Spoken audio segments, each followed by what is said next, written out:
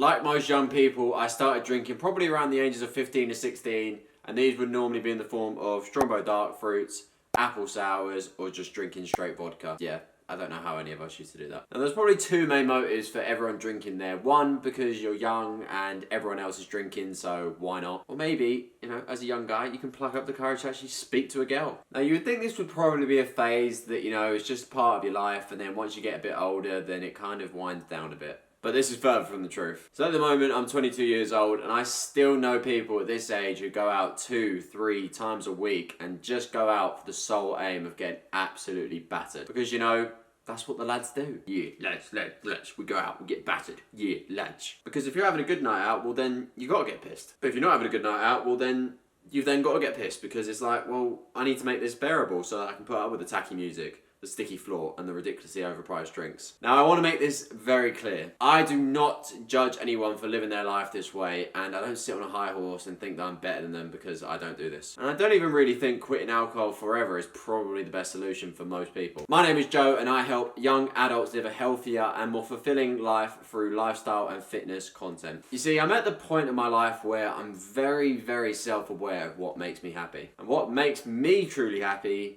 is getting up early, training, whether that be weights or jiu-jitsu, making content. All of these things give me long-term satisfaction. And the key part I said there is long-term satisfaction. You see, a night out might feel like a good idea in the short term. And I used to get, like many people probably still get, very, very bad FOMO when I see my friends out and I'm not there. What if I miss on a sick night out? What if something funny happens and I'm not there? But as well as I know, most of the time, nothing really happens on these nights out. Just ends up being a group of lads, who just sit in a corner, they're too scared to go over and speak to any girls, and then they just wake up with a disgusting hangover the next day. Now for me, and I'm sure a lot of you, that one night out doesn't really just end up being one day. Because I know, even if I'm the slightest bit hungover, I'm not getting anything productive done that next day. I'm staying in bed, probably just watching YouTube all day or Netflix, and I'm just going to be scrolling through my phone. Probably get out of bed 4 or 5 in the afternoon, have one meal, and then go back to bed. And don't forget the classic promise you make to yourself that you're never going to drink again.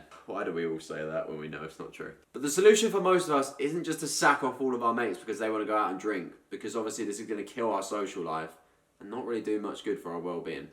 So why don't you just go out and not drink? Now, when I asked you this question, you probably thought of one of these 3 options.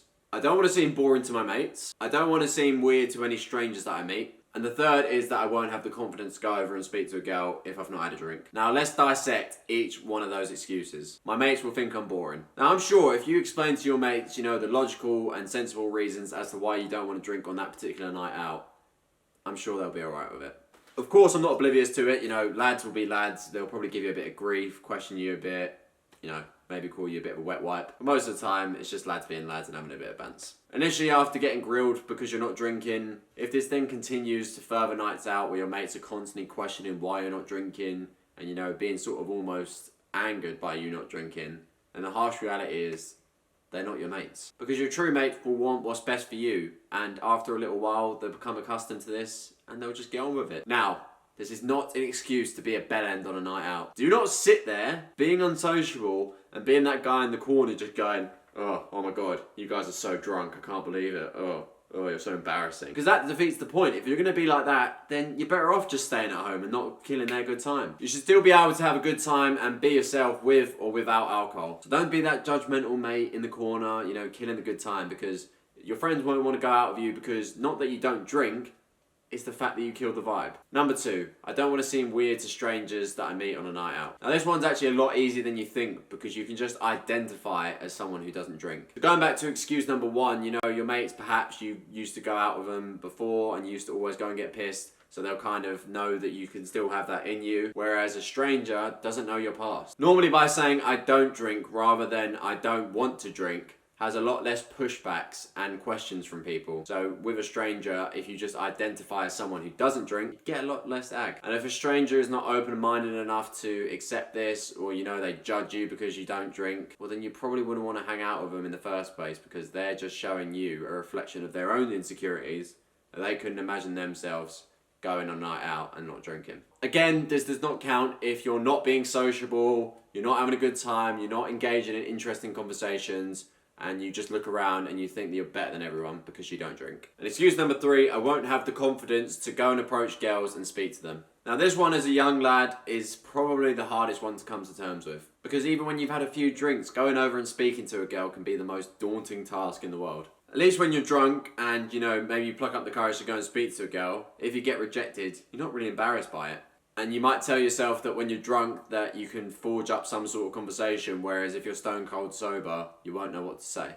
And I'm not going to lie to you, this is fucking difficult if you've not done it that often before. You see, approaching a girl, you know, perhaps you just want to hold a conversation, perhaps you want to get a number and take her out on a date, perhaps you just want to hook up with her. Whatever your intention is, this is a skill like any other skill. You need to practice it. Just like you would a sport, a hobby that you're interested in, the gym. The more you do it, the better you'll get at it. Now, if you do this, are you going to get rejected? Absolutely. We all do. I guarantee you there is not one person in the world that has not been rejected before. I mean, unless you're a stud like me. Look at me. Who's going to reject this? Huh? Yeah, quite a few. But whoever puts in the more reps is probably more likely to reap the rewards. Now, of course, other men might have an advantage over you. You know, they might be more physically attractive. But I guarantee you that if you go over to a girl, hold an engaging conversation, you know, make her laugh a bit, be yourself, you will be pretty successful. So, now you no longer have any excuses. When I got back from Portugal in early summer of 2021, I decided that I was not going to drink anymore for a sustained period of time, and I actually managed to go about 4 to 6 months without drinking. Since then, my relationship with alcohol has drastically improved, and I have no guilt if I ever want to go on a night out and drink now. As if I do drink, is totally my decision and I can own that. Not being dictated by other people's opinions or perhaps my own insecurities. So if you made it to the end of this video, I would highly encourage you to perhaps go a sustained period of time without drinking. You know, perhaps not the stupid, sober January or sober month. I would say maybe try and go 2 to 3 months without drinking, but still hang out with your mates. You know, go out, have a good time,